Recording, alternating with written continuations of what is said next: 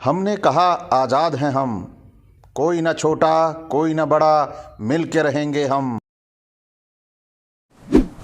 नमस्कार, नमो बुद्धाय, जय भीम, जय पेरियार। साथियों, आप सभी का जागो पंच में बहुत बहुत स्वागत। जागो पंच में आज का वीडियो है जो पीछे से चलता आ रहा है, सच्ची रामायण की चाबी। सच्ची रामायण की चाबी में आप सभी देख रहे हैं वाल्मीकि रामायण की पुस्तक के अंशों का अल्ट्रासाउंड या पोस्टमार्टम। ये वो पोस्टमार्टम है जो ओबीसी एससी के लिए बहुत ज़रूरी है। यदि ये पोस्टमार्टम ना होगा तो अंधविश्वास और पाखंड हमारे समाज के अधिकार और उनकी आज़ादी को खा लेगा।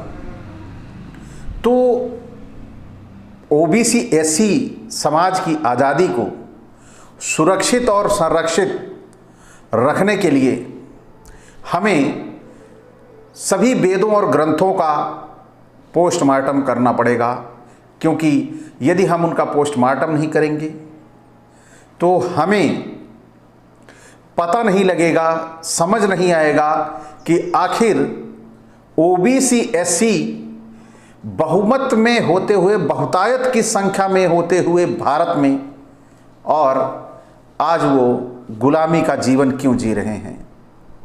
सत्ता उनसे कोसों दूर है, सरकारी नौकरियां इनकी पहुंच से बाहर हैं, शैक्षिक बड़े बड़े शैक्षिक संस्थानों, मेडिकल कॉलेजों में इनके एडमिशन ना के बराबर हो रहे हैं। आखिर क्यों? इसके पीछे सबसे बड़ा कारण है ब्राह्मणवाद। ब्राह्मणवाद जब तक भारत में जीवित है तब तक ओबीसी एससी की गुलामी सुनिश्चित है। यदि इस ब्राह्मणवाद को खत्म करना है तो हमें सबसे पहले पाखंड और अंधविश्वास को खत्म करना पड़ेगा। तो इस अंधविश्वास और पाखंड को खत्म करने के लिए पेरियार ललई सिंह यादव जी ने, पेरियार ईवी रामास्वामी ने, डॉक्टर भीमराव अंबेडकर ने और इसी तरह से हमारे बहुत महापुरुषों ने अपना योगदान दिया है। यदि हम उन योगदानों का थोड़ा थोड़ा सहारा लेके और थोड़ा सा अपना विवेक लगा लेते हैं तो निश्चित तौर पर हम अंधविश्वास और पाखंड को ठोकर मार देते हैं। लेकिन हमारा समाज बड़ा ही भावुक है, यह आसानी से अंधविश्वास और पाखंड छोड़ नहीं पाता है, क्योंकि उसे भय है कि वह ईश्वर से हट जाएगा तो उसका अनर्थ हो जाएगा। लेकिन आप कोरोना में देख लीजिए, कोरोना में सारे मंदिरों में ताले लग गए और बड़े बड़े पुजारियों के बच्चे चले गए, बड़े बड़े पूजा करने वाले 9-9 दिन व्रत रखने वालों के परिवारों में 2-2, 3-3 लोग चले गए। वह काम ना आया। तो उस भय से आप ग्रसित ना हों, क्योंकि जो ईश्वर को नहीं मानता वो भी जीवित है। धरती पर जितने जानवर जीव जंतु हैं वो कोई ईश्वर को नहीं मानता, लेकिन वो भी अपना जीवन जी रहे हैं, और जो उनको मान रहा है वो भी अपना जीवन जी रहे हैं। लेकिन जो सबसे ज़्यादा विवेकशील प्राणी होते हुए भी अपना अच्छा जीवन नहीं जी पा रहा है, इसके पीछे यही अंधविश्वास और पाखंड है। तो साथियों, उसी अंधविश्वास और पाखंड की जड़ को खोदने के लिए सच्ची रामायण की चाबी मैं आपके समीप, आपके सामने लगातार लेके आ रहा हूं, और आप उसे सुनना और देखना शुरू करिए और अंधविश्वास और पाखंड को दूर भगाइए। आइए चलते हैं। आज है लक्ष्मण का चरित्र। लक्ष्मण का चरित्र जो वाल्मीकि रामायण और रामचरितमानस में बहुत महत्वपूर्ण स्थान रखता है, तो आप इसे गौर से सुने और देखें कि वाल्मीकि रामायण में वास्तव में क्या लिखा गया था जो आपसे अछूता रह गया है। अवलोकन कीजिए सच्ची रामायण के मान्यता प्राप्त लक्ष्मण संबंधी पृष्ठ। अवलोकन कीजिए लक्ष्मण संबंधी आइटम नंबर 12, 13, 28 से 30 आदि। इसी भाग में पीछे की जो सीरीज है उन सीरीज में आपको लक्ष्मण के चरित्र के बारे में कुछ और भी जानकारियाँ मिलेंगी। वाल्मीकि रामायण अयोध्या कांड सर्ग 21:1 से 10 में लक्ष्मण ने कौशल्या से दशरथ और कैकेयी को दुर्वचन कहे। सर्ग 23:1 में से 19 में लक्ष्मण ने राम से भरत आदि को दुर्वचन कहे। तुलसीदास कृत रामचरितमानस बालकांड में परशुराम को लक्ष्मण ने दुर्वचन कहे। उन दुर्वचनों को मैं जो वो दोहे के माध्यम से है वह मैं सुना रहा हूँ आपको। बिहसी लखन बोले मृदवानी, अहो मुनीस महाभटमानी, कहो कुलिस संबंधन तुम्हारा, व्यर्थ धरम धनु बाण कट कुठारा, विद्यमान रन पाई रिपु कायर करें प्रलाप, मात पिता उऋण भय नीके, गुरु ऋण रहा सोचवद जी के। बिमलसार कृत उपचर्य युद्ध पर्व 54 के अनुसार नल द्वारा पराजित राजा समुद्र ने अपनी 4 कन्याएं लक्ष्मण को दी। राम कथा अनुच्छेद 66।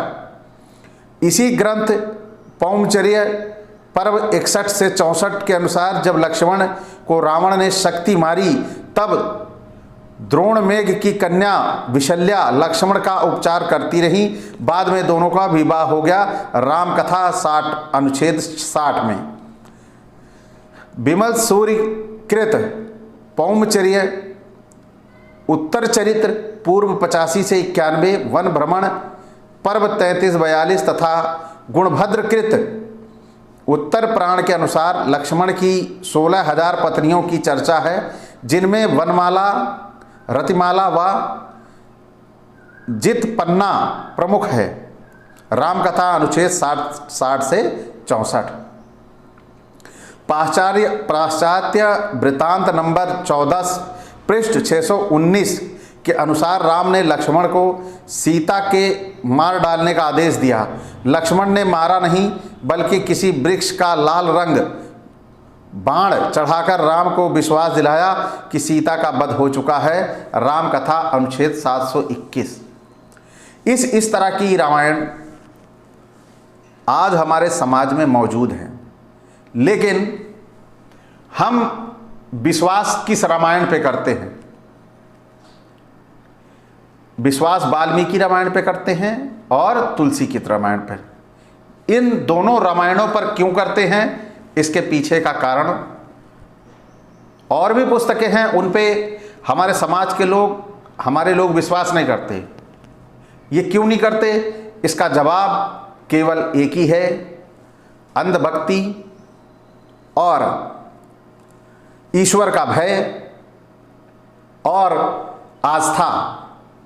यह तीनों जिस व्यक्ति के अंदर विद्यमान होती हैं वह मनुष्य होते हुए भी पशुवत होता है, क्योंकि उसे यह नहीं पता होता है कि एक किताब लिखी गई है, एक ने कहानी लिखी, दूसरे ने उसकी तरह दूसरी एक कहानी लिखी, तीसरे ने और तीसरी कहानी लिखी, तो ये केवल कहानी मात्र ही हैं। लेकिन अब इनसे ईश्वरीय आस्था का भाव जब जुड़ जाता है तो अन्य चीज़ें सारी बेकार लगने लगती हैं, क्योंकि वह उसे अपना इष्ट मानने लगता है। आइए चलते हैं पुस्तक की ओर, क्योंकि आप सभी पुस्तक के लिए ही जागो पंच ऑन किए हैं। तो वाल्मीकि रामायण युद्ध कांड सर्ग 85 के अनुसार जब मेघनाथ निकुंतभिला देवी की पूजा कर रहा था तब लक्ष्मण ने उसे पूजा करते समय मारा। अब आप यहाँ देखिए, लक्ष्मण का जो चरित्र है बड़ा ही उज्जवल है। लोग इंतजार करते हैं कि यह व्यक्ति अगर श्रद्धावान है, वह अपने ईश्वर के प्रति निष्ठा के प्रति लगा हुआ है, ईमानदार है, तो उसे तो अच्छा व्यक्ति माना जाना चाहिए। लेकिन लक्ष्मण ने ऐसे व्यक्ति को भी मार दिया। क्या वह जिसकी पूजा कर रहा था वह इन्हीं देवी देवताओं का अंश तो था? लेकिन लक्ष्मण को समझ में नहीं आया, क्योंकि यह युद्ध कांड सर्ग 85 में दर्ज है वाल्मीकि रामायण में दर्ज है।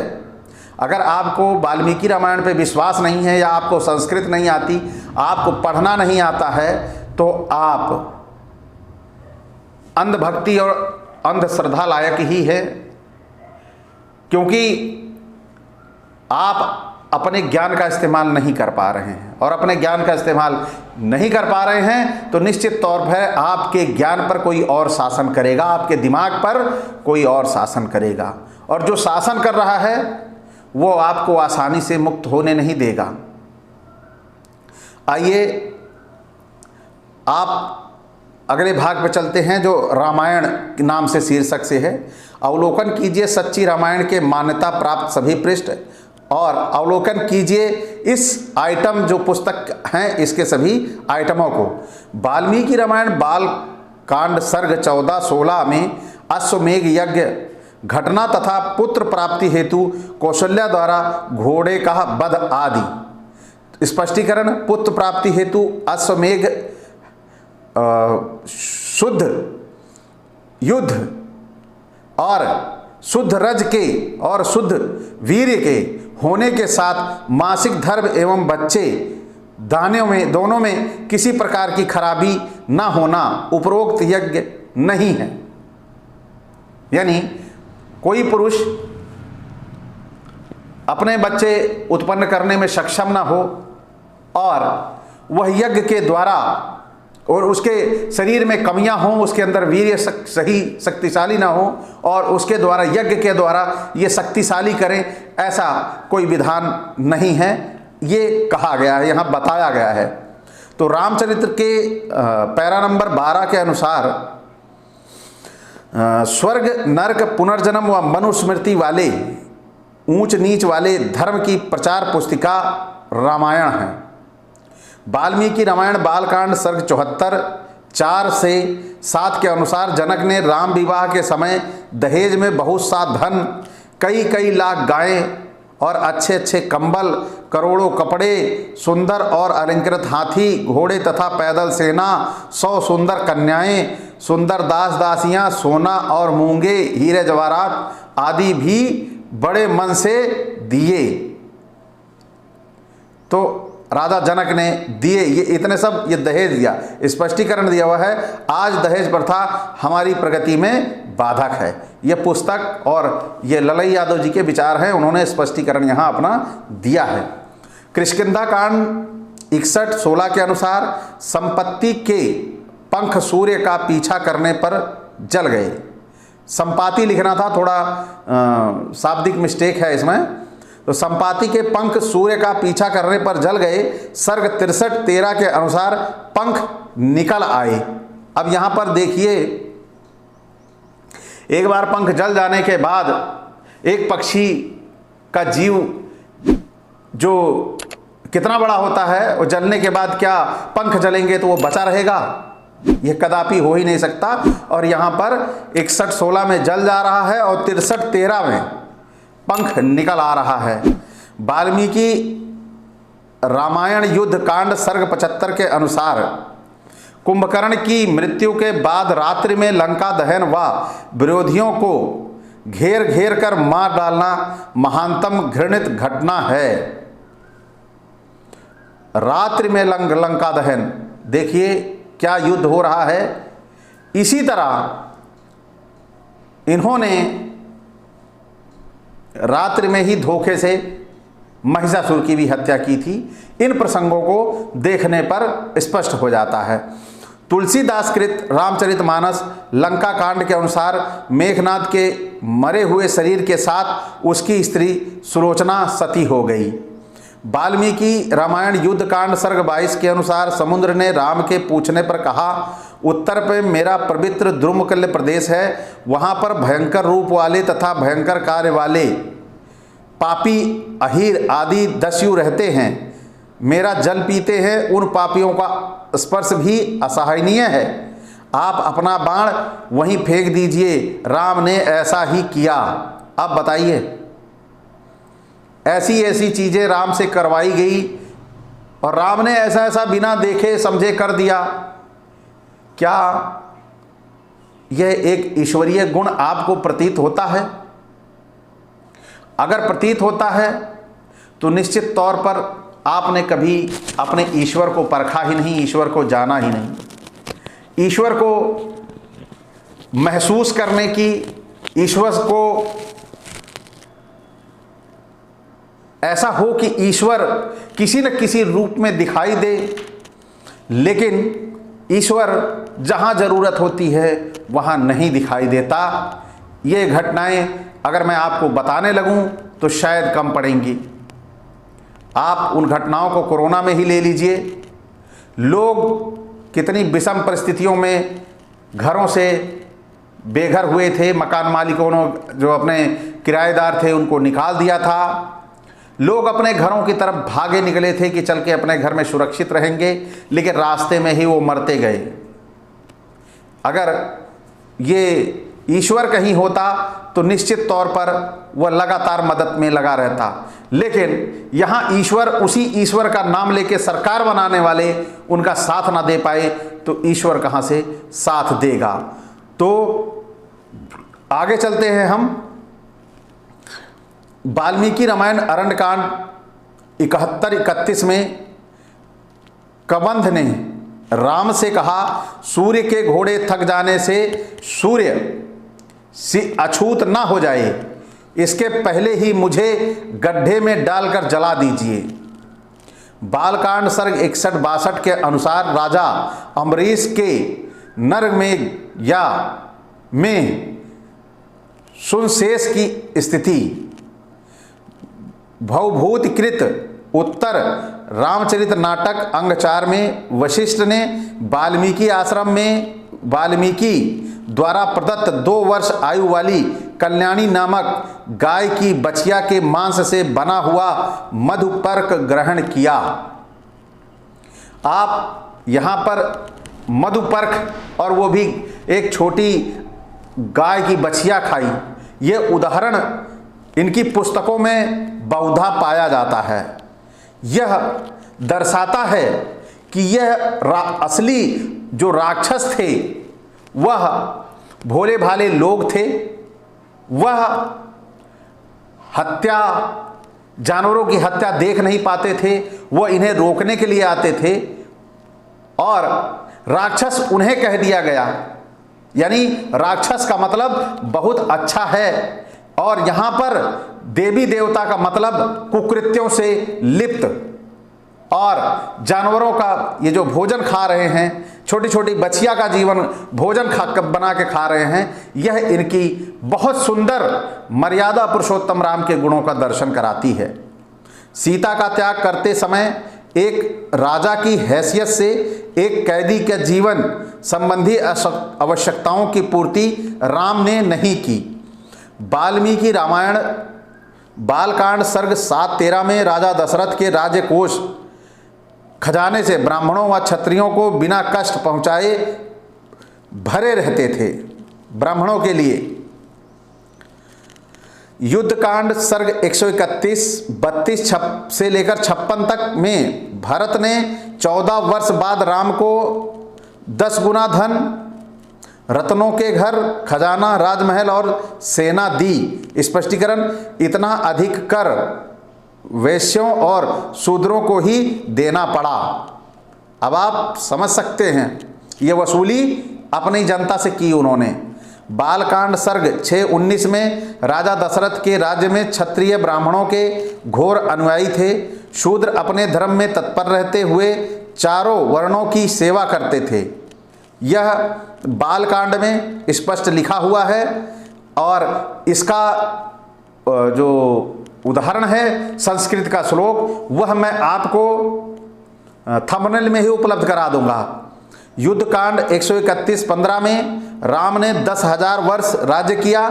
इसी सर्ग के श्लोक नंबर 104 में राम ने राज्य में ब्राह्मण, क्षत्रिय, वैश्य तथा शूद्र लोभ रहित होकर अपने अपने कार्यों में ही संतुष्ट रहा करते थे। अब यहाँ पर मैं थोड़ा इस भाग को समाप्त करूँगा यहीं पे, क्योंकि आगे है जो पूरा दिया गया है, जिस भाग को आगे लेके आने वाला हूँ, रामचरितमानस में शूद्रों का अपमान। रामचरितमानस में शूद्रों का अपमान किन किन श्लोकों में किया गया है, किन किन श्लोकों में यह दर्ज है कि जो शूद्र हैं वो नीच जाति से, स्त्री हैं उनको कैसे अपमानित किया गया है, वो श्लोक मैं अगले भाग में लेके आऊंगा, जिससे आप सभी को यह ढूंढने में दिक्कत ना होगी कि रामचरितमानस में शूद्रों का अपमान बहुत ही बड़े पैमाने पर किया गया है, जिसे एक मेहनतकश इंसान के लिए बहुत ही शर्म की बात है कि वह अपनी मेहनत, अपनी कमाई, अपनी अर्जन से, अपने मेहनत से, अपने खून पसीने से वो कमाता है और उस खून पसीने की कमाई करने वाले व्यक्ति को यहाँ पर जलील करने के लिए उसे शूद्र कहा गया है। यह कौन से सातिर लोग थे जो अपने आप को उच्च बनते थे? ये वही लोग थे जो 2 महीने की बछिया को भून के खा जाया करते थे। ये वो लोग थे जो हिरण, सुनहले हिरण को मार के खाने वाले लोग थे। ये वो लोग थे जो गंगा में हजारों लीटर शराब डाल के चढ़ावा चढ़ाने वाले लोग थे। ये वो लोग थे जो गंगा में गायों को उनके भोग लगाने के लिए चढ़ाने वाले लोग थे। ये ऐसे लोग थे जो इन मेहनतकश लोगों को शूद्र बनाना चाहते थे। यह तो उन लोगों ने जो शूद्र बनाने का प्रयास किया, ये शूद्र बनाने का काम किया, वह श्लोक रामचरितमानस के तुलसी की उस पुस्तक में दिखाई देता है। तो वह श्लोक मैं अगले एपिसोड में लेके आऊंगा और आप सभी से चाहूंगा कि यदि आपको वीडियो अच्छा लगा तो आप सभी लाइक करें और जो हमारे साथी नए देख रहे हैं वो सब्सक्राइब कर लें, जिससे आगे आने वाले वीडियो उन तक आसानी से पहुंच जाएं। तो इसी के साथ आप सभी साथियों से विदा। नमो बुद्धाय। जय भीम, जय पेरियार, जय ललई जी।